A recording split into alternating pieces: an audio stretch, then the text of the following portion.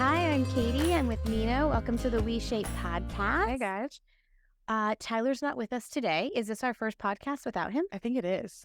Oh, we got this. Girl time. Yeah, we got this. And once I introduce our guest, it's a no-brainer. We got this. So a while ago, we had Victoria Klinsmann on the podcast. And right when we ended that episode, I said, Nina, could we reach back out and please book her again? And so she's here with us again today. So I want to jump right in. I think the best thing we can do is maybe you could read her bio in case the listeners didn't get to hear our discussion before. But I'll just say, if you haven't listened to the episode with Victoria, please go back. It was so good. And this is kind of round 2 of this. So why don't you start us off with her bio, and then I'm going to introduce her and we're just going to get going. All right. So today we have Victoria Klinsmann with us, and she is a domestic abuse survivor and an ED survivor. She helps women to learn to choose better for themselves. Victoria is a food freedom and body love coach, an inspirational speaker, podcast host, and writer. She's here to show you how to find food freedom, become besties with your body, and more importantly, fall in love with yourself. When you work with Victoria, you go deep. Disordered relationships with food and with your body is just a symptom of the root cause, a lack of self-worth and self-love. Victoria has a unique gift of activating women to remember who the fuck they are, divinity embodied, and return home to infinite self-love. To quote Victoria in her own words, there's no half-arsed food freedom and self-love with me. We go all in. So I just got goosebumps. This is perfect for the Girl Squad episode. You do go all in, and I felt that from you the first time we had you on. So let's welcome Victoria. Hi, Victoria. Can you hear us? Yes, thank you so much. And thank you for reading my bio so beautifully, Nina. Thank you. I'm available. You can book me for bio reading. Well, welcome. We're so grateful that you're willing to join us again. I know we have a major time difference. So remind us of where you're calling in from. So I'm calling in from the Netherlands, and it's currently 8:00 in the evening. Oh my God.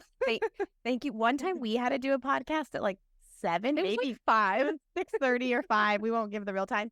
And Nina and I were falling asleep on the podcast. And they're like, it's dinner. Why can't you guys get it together? We're like, we're just so tired, so late. It's embarrassing. So thank you so much. I really appreciate that.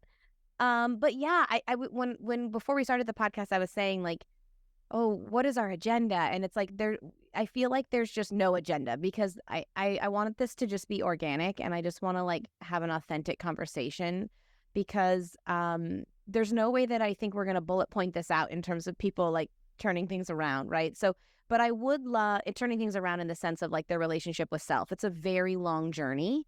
I think it's a layered journey. I think every person's path is very unique. And so we try our best to not be like the tips and tricks podcasts. Like, we're not tipping and tricking our way into self-love. Like, sure, there are different things that we can offer as resources, but we always recognize that people's paths are going to just like be a combination of thousands of different things that work for them. And so, but I do find it really helpful to go down a path of like understanding, we've done a podcast around your experience, and we can bring some of those examples up again if we want. But I also want to just I think I wanted to start with this idea of food freedom, because it sounds amazing. And where can we buy that? I would like to buy that. So maybe we can, I don't know, I know that's a heavy topic, but do you want to start there and kind of just like, how would you guide like a client who's coming to you who's like, I want food freedom and I don't know what that is, and help me better understand that? Because I think if we all pause for a moment, we can at least acknowledge this. Many of us have felt like we were in food jail. There's a rule, there's a judgment, the food judgment, there's a good, there's a bad, there's a polarization, there's really, really toxic dynamics with food that we have normalized. And so this idea of food freedom, I think we aren't even aware that that exists, because I think some of us aren't even aware that we're in the jail of food and our relationship with it. So where would you start with someone who is like maybe not even aware they're in the jail? I don't know. Yeah, I'm so glad you described it that way, Katie, because it's true, right? The society we live in, diet culture is the norm. It's almost like a religion, like society's religion, that we're so brainwashed and conditioned into living. It's, quote, normal. And so anyone who isn't either wanting to be on a diet, or actively trying to maintain or lose weight, that's the abnormal But that's actually not true, because if you look at babies and toddlers as they grow up, before we start to condition them in society, when they've had enough breast milk, they'll turn away. When they're eating and they get given enough variety, they'll pick different things. It won't just be the candy or the chocolate. If you give them like a variety of like cheese, grapes, they'll pick like a balance naturally, and they'll stop eating when they've had enough. It's only when we start to bring, well, body image is a big part of it. Trauma can be part of it as well, because food can be like a control coping mechanism. But just speaking from the context of normal life, it's so normal to try and change our body, and we think we change our body by changing our relationship with food. And I remember when, I don't know if I gotta back you up there. I need you to say that one more time, because that was really powerful. What did I just say? You said we think we change our body. Yes. By, what did she say? It was so good. It was so good. Back. I've got it. We think we can change our body permanently by changing what we eat and basically messing with our relationship with food. Which is an inference for, then we'll be happy. Exactly. And also, it's also true. So I always like to address the elephant in the room when I'm speaking to a client on a consultation call, perhaps. Most of the driver of fucking with your relationship with food is lack of body acceptance, lack of self-love, lack of self-worth, because in society, people do judge people on the basis of size. So let's not pretend that they don't, because they do. And that's not okay, but they do. And so it's how to deal with that. I mean, I'm not in a large body. Some of my clients are, and I say a large body in a way that they can't go to a normal shop and buy clothes. They can't fit into a plane seat, or they're very scared that they might not be able to. And so they experience and they live a different life than we do. And that's not okay. So there's like many layers to all of this.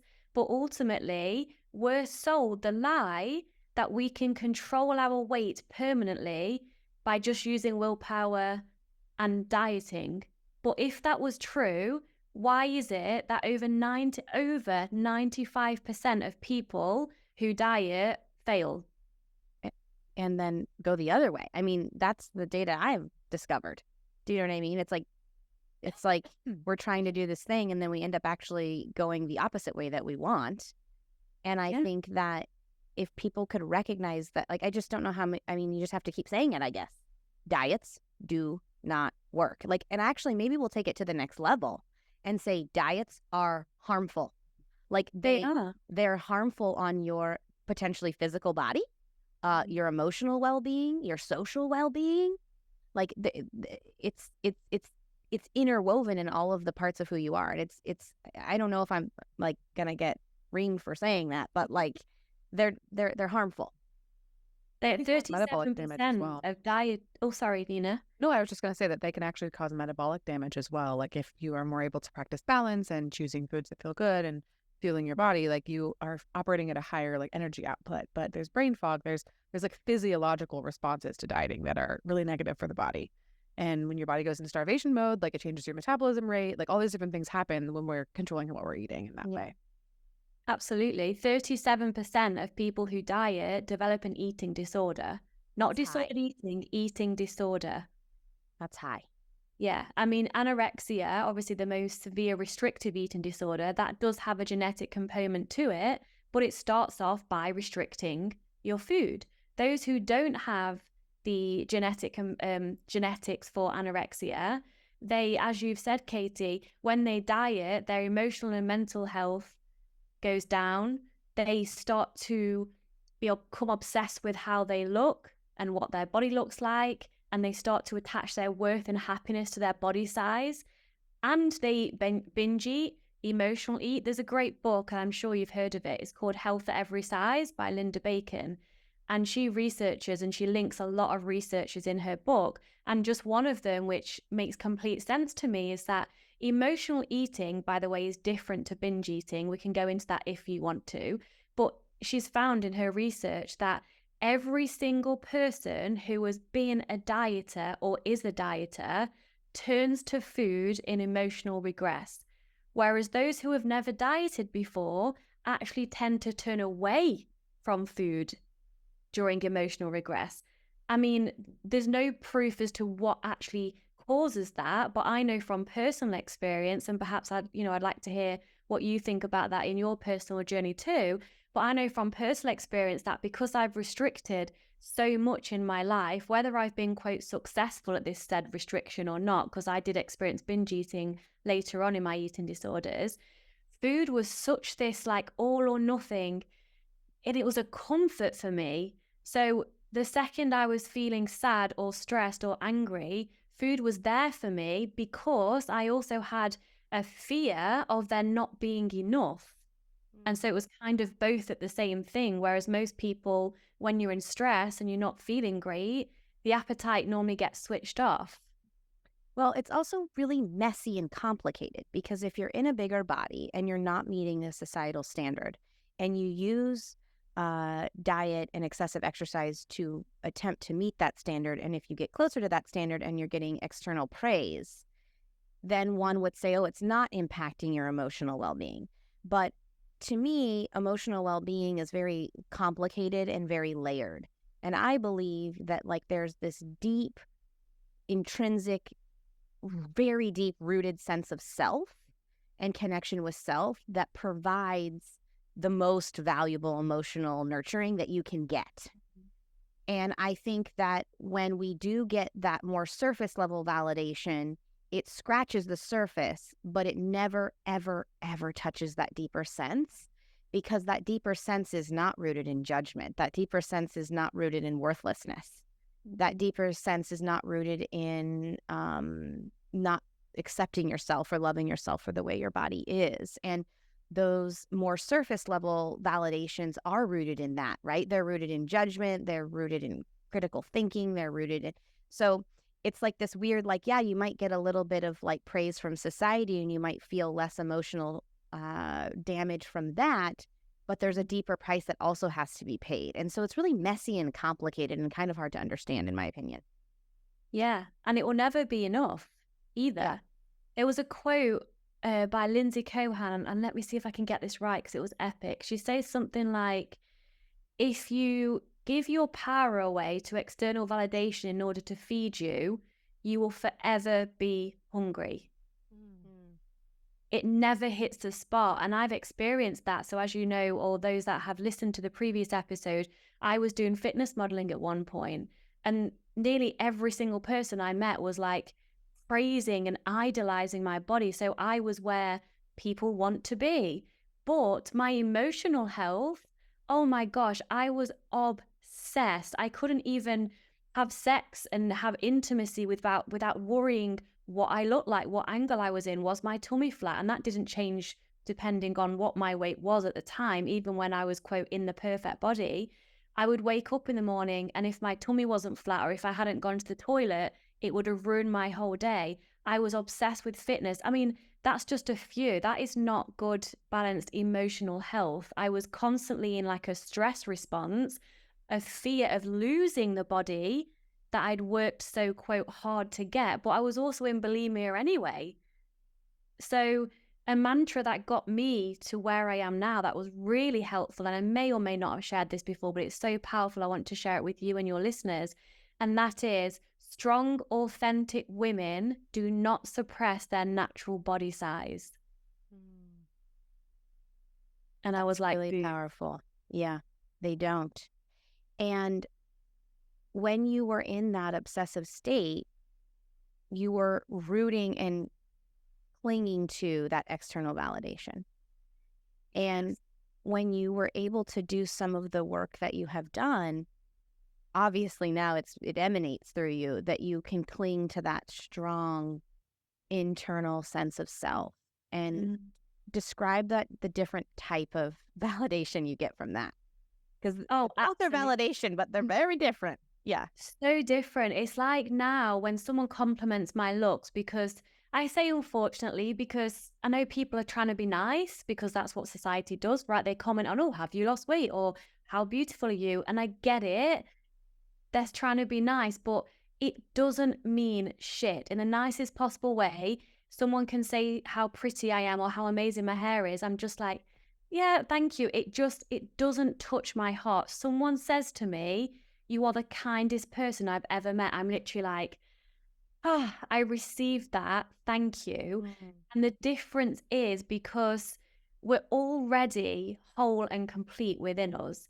We just don't realize that. So we feel like there's a hole somewhere and we're constantly trying to fill it with outside stuff, but it just goes in one way and out the other of this metaphoric hole.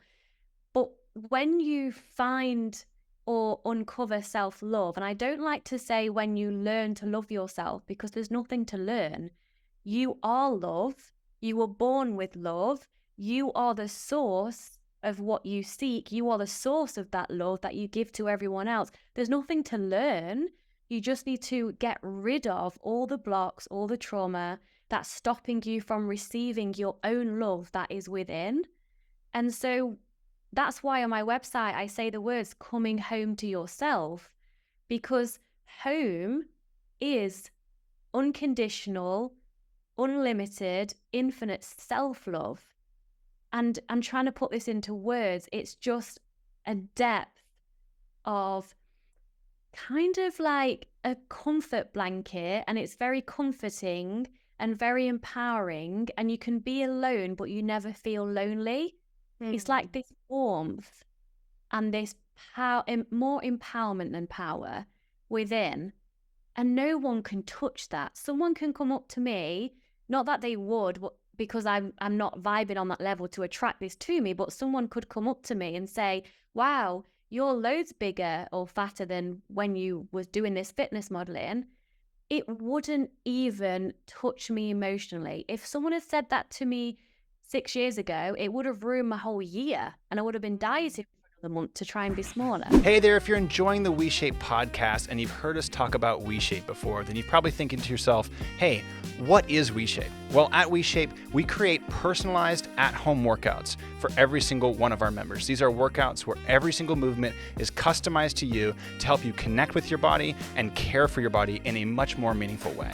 We also have a community of people there to support you, to help uplift you as you examine your beliefs, set new intentions, and again, start showing up for yourself as an act of self-care rather than trying to do your workouts as an act of self-judgment. And hey, if you're a fan of the podcast, we also do a live podcast discussion group on Zoom, as well as other Q&As, as well as free challenges for all of our members to help you get motivated to actually start taking action to caring for yourself so you can feel better in your body and about your body. So if you want to try WeShape for free for 2 full weeks, go to WeShape.com/podcast and you can get started today. Wow. I mean, you just said a lot of really, first of all, I've always had this weird thought, and I don't want it to be taken in the wrong way, so I'm going to try to articulate it in a way that's not going to be twisted. But this idea that like you really only have yourself in the world, and like I deeply value community, partnerships. I value those relationships. I think that human beings need those things to thrive.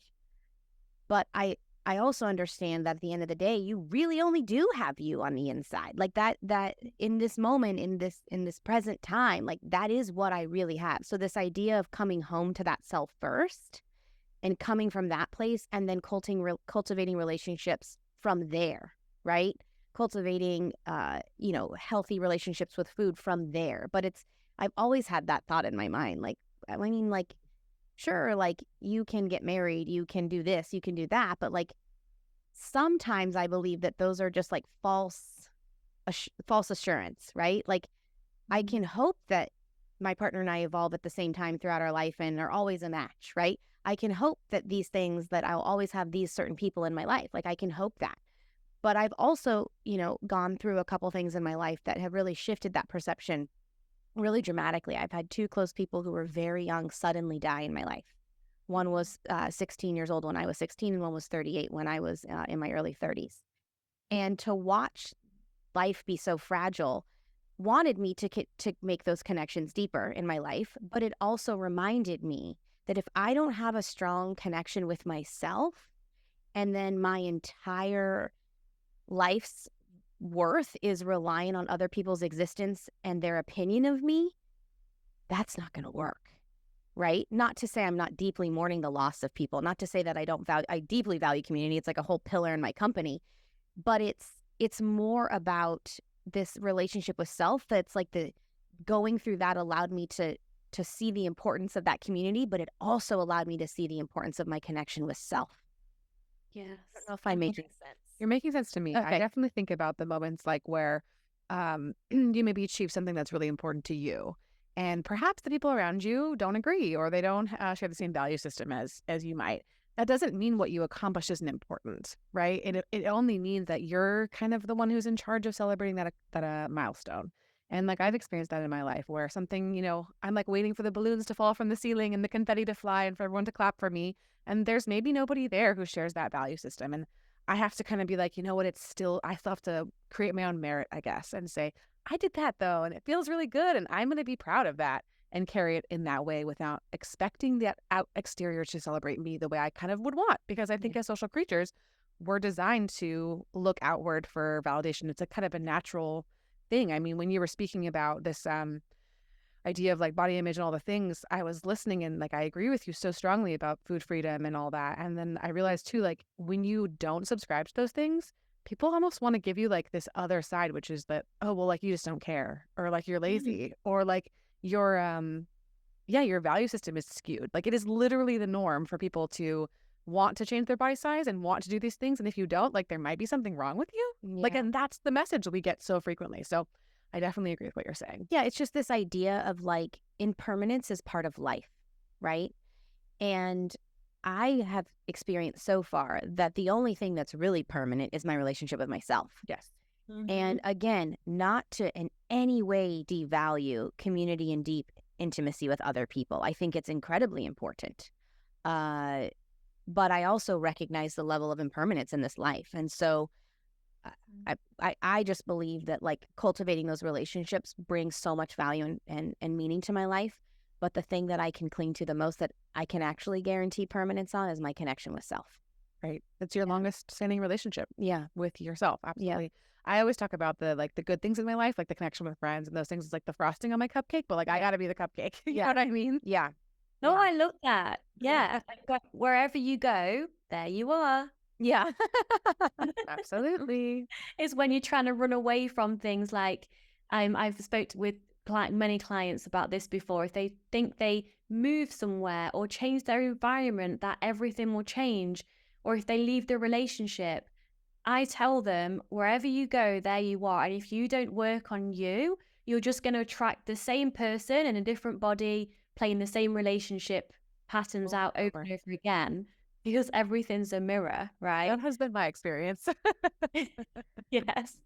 I mean, kind of going back to this idea around the validation in food and food freedom, it's like what I hear you saying is like we could tip and trick our way out of this toxic relationship with food and maybe get to food freedom. But what you're really saying is true food freedom comes from true connection with self, and working on that relationship, that path will ultimately lead that the concentration and the focus on that relationship with self is inevitably going to lead to ultimately freedom in many, many parts of our life, not just with food. Yes, you said that beautifully, because that is exactly it. I actually don't teach intuitive eating. I've called myself a food freedom coach for a reason. I teach intuition living. So the difference, just briefly, into intuitive eating is eating when you're hungry, stopping when you're full, not eating out of emotion, eating what you want, blah, blah, blah. And there's some great points to that. But those that have been in chronic dieting or chronic restriction, they can easily, because I did it too, they can easily turn the intuitive eating guidelines into rules. And so what happens then if I'm at your office right now, which would be well cool because I could time travel and then just like be at your location, and I come with a plate of hot cookies and you're not hungry, but you want a cookie because they're in front of you, they smell nice, and you want to experience that pleasure and that social connection. In intuitive eating, you wouldn't, quote, be allowed to eat because you might not be physically hungry. And so intuition eating, it's all about connection with self. It's not even connecting to your physical body and being like, Am I hungry? Do I want this? It's connecting to self as a whole and just asking yourself, does this feel right to have? And so it's more vague, which people don't like to begin with. So there are stages that I help them through because it is quite vague. But intuition eating is easy. There's no thought to it. You just connect to yourself and you just do what feels right. Well, that obviously expands in all other areas of life as well. So it is connection to self 1,000%, yes. And that is a journey, right? Because like you said, the baby who turns away when they're done eating, that is an intuitive response. Yes. And unfortunately, we don't live in a world that holds a value around intuition. We live in a world that is like, do this, do that, do this, do that, bad, good, bad, good. And then we kind of, in order to be able to function in society amongst others, we have to shut down that. I always think of it as dials. Like there's two dials inside of me. It's like one of like the shoulds from the outside, and then there's the internal dial. And we really are born with the internal dial at a 10 and the external dial at a 0. And then over time, I think they just reverse. I think it goes, And so I think it really is important to just understand that. And then I don't know how you tell people to do it. For myself, and by no means is my internal dial at 10 yet. But one of the things that I have done is just acknowledge that as the truth. And then ask myself and set an intention. I want my internal dial to be turned up louder. And then when I do that, sometimes I just get a real loud, a blast real quick, a quick 10. And then I go, ooh, okay, remember what this feels like to sit in that feeling of knowing. Truth, you can't, authentic, intuitive truth, you can't describe that to anybody. You can't tip your way to that feeling. That is such a strong feeling. And I do think that the more we set an intention for that, the more it organically happens. And the more it organically happens, the better relationship we build with it. And then I do think those dials kind of balance out a little bit. Yeah, absolutely. And it's practice as well. So I would like to offer a little exercise that everyone can do. Love that. So they know, because this comes down to self-trust, right? So self-connection is, of course, at the same flavor, if you like, in terms of like, let's use a food language, the same flavor as self-love. So, self-trust. So self-trust and self-connection. We've been taught not to trust ourselves. We've been taught to trust a diet plan or to trust a calorie counter or to trust a nutrition coach to tell us what and when to eat. That's different to expanding your knowledge on nutrition. There's obviously a difference. We all want to feel good and we need to understand what balanced is in terms of building a meal. But if you want to know what you've just described, Katie, what the ultimate truth is for you in any decision, so it can be literally looking at a menu and not knowing to have this or that. It could be going for a job. It could be knowing what to eat. It can be anything. There's a practice that I like to do I still do this for myself with big decisions. I sit and close my eyes and I imagine, so 2 different choices that you've got to make. Pick one and close your eyes and feel into that choice. So whatever it is, let's say it's the menu, and let's say, I don't know, it's the pizza versus the salad. That's just a typical example. And you close your eyes and you imagine eating the pizza and you feel in your body how that feels. Does it feel expansive? Does it feel nourishing? Does it feel loving? And then do the same with imagine yourself eating the salad. Does that feel expansive and loving? Or does it feel restrictive and like it's a should? So, and it could be either or. This salad could feel expansive and loving and nourishing because everyone's different. Every day you're different. It might be pizza one day and salad the next, but in that moment, your body always knows the truth. All we have to do is just take a few moments, a few seconds even, to get quiet within and just feel what feels most expansive, because you will know that. And it's not something that I can tell someone on a coaching call, this is what's right for you. I ask them the right questions so they find the answer for themselves. So it's a feeling, like you said, Katie, and the more you practice that, it just comes so easy for me right now. And I want to highlight something really important, because I think that sometimes I'll just speak for myself. Sometimes I intertwine the words feeling and thinking. Feelings don't happen in your mind. Feelings are in your body, right? I think we're sometimes, do they happen in your mind maybe? I don't know. Maybe they're initiated there, but my feelings happen in my body. Yeah. And so I think when we're like, okay, I will do that practice of pizza or salad, and then it's like the mind will start going. And then it'll be like, you feel like a salad. And it's like, really, because you have been told that's what you should have, right? So it's like, I think what you're asking people to do is, this is not a thinking exercise. This is a feeling exercise. And the feeling is going to help you build self-trust. And the more self-trust you have, the better you can navigate your life through your intuition. And the better you can navigate your life through the intuition, the more connected you are with self and can have that self-worth.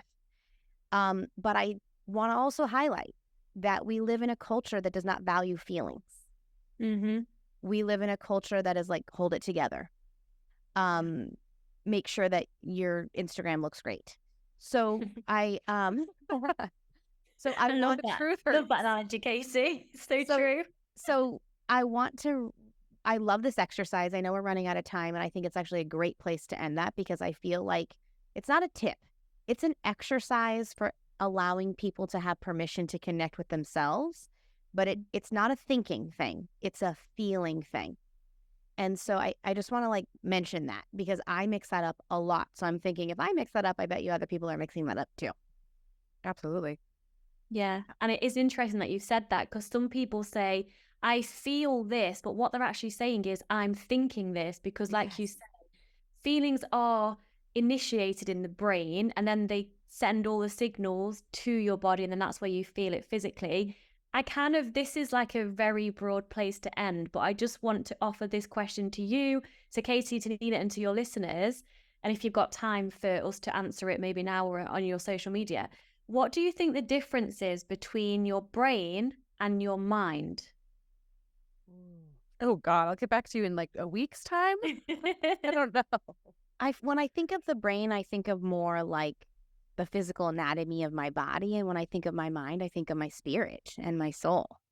Yeah, I guess that's probably where I would lean as well. Like your brain's like a little mass of meat that has like electrical impulses and like the scientific elements of that. And it just does things because that's its job. It creates thought because that's its designated use. Yeah. And then my mind being more connected to my feelings and like that more like loosey-goosey stuff outside of it.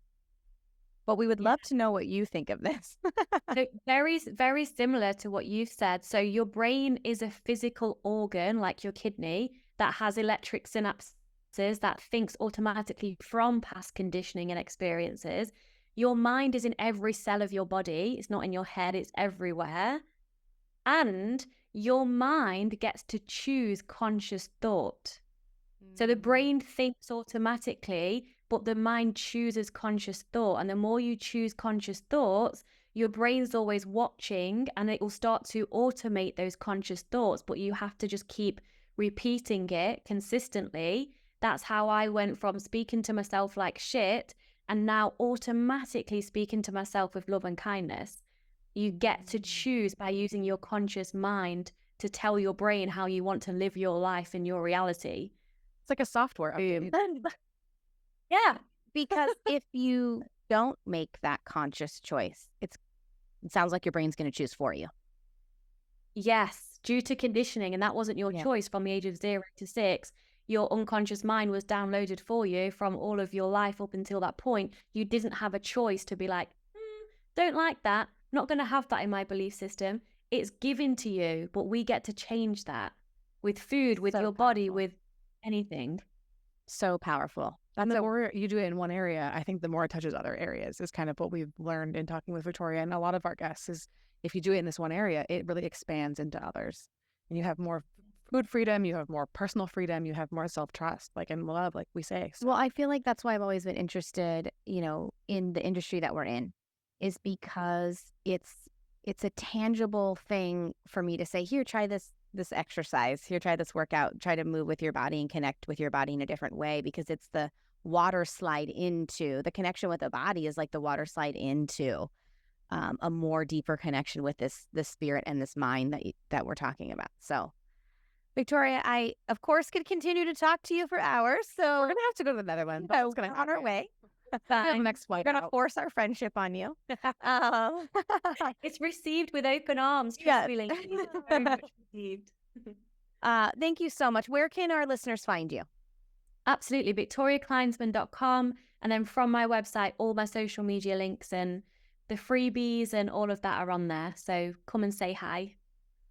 Thank you again. Well, we hope to have you back again, because again, these conversations could continue going. So that's how I know we've got a wonderful guest. So thank you again, and we will hopefully connect soon. You are so welcome. Much love, ladies. Thank Bye-bye. you, Victoria. Bye. Bye.